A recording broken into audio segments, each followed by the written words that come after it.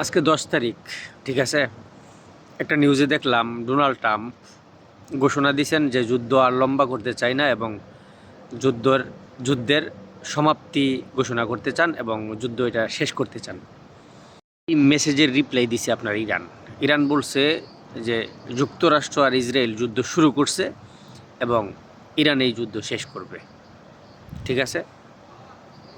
এখন আপনারা বুঝতেই পারছেন যে যুক্তরাষ্ট্রের এবং ইসরায়েলের কতটুকু ক্ষতিগ্রস্ত হয়েছে। 9 তারিখে একটা হামলা করছিল, মিসাইল মারছিল, একটা না কয়েকটা, প্রায় ইসরায়েলের 2000 লোক, হ্যাঁ, প্রায় 2000-এর মতো মনে করেন যে সাধারণ জনগণ আহত হয়েছে, 3 জন মারা গেছে, নিহত হয়েছে ইসরায়েল।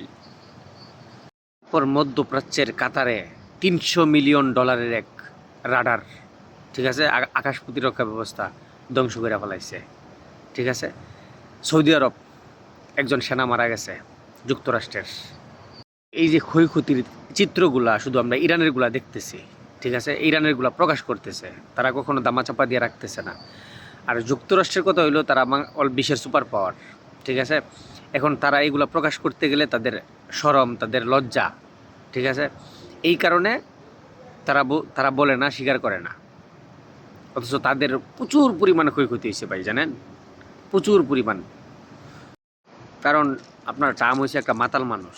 3 মাস আগে যখন আপনার ইরানে হামলা করছিল ইস্পাহানে, ঠিক আছে, বাংকার বোমা ইউজ করছিল, ঠিক আছে, বলছিল যে ওইখানের যে ইউরেনিয়াম আছে পারমাণবিক বোমার, এগুলো সব ধ্বংস করে ফেলাইছে। তাহলে 3 মাস আগে যদি ধ্বংস করে ফেলাইয়া থাকে, তাহলে এখন আবার হামলা করলো কি লিগা? বুঝতে পারছেন বিষয়টা? মানে হেই কখন যে কি বলে নিজেও জানে না, বুঝছেন। এখন ইরান বলতেছে যে যুদ্ধ শুরু করছে তারা, শেষ করবে ইরান। কারণ ইরানের প্রচুর পরিমাণে ক্ষয়ক্ষতি হয়েছে ভাই, বলার মতো না। 41টা বিমানই আপনার মনে করেন ধ্বংস করে লাইছে, বুঝছেন। যুদ্ধ বিমান ধ্বংস করে লাইছে, প্রায় মনে করেন যে যুদ্ধ জাহাজ আছিল প্রায় 26টার মতো, ওইগুলোও ধ্বংস করে ফেলাইছে, ঠিক আছে। তো অর্থনৈতিকভাবেও খুব খারাপ, অনেকগুলা ভবন ধ্বংস করে ফেলাইছে। তো তাদের আর হারানোর মতো কিছু নাই।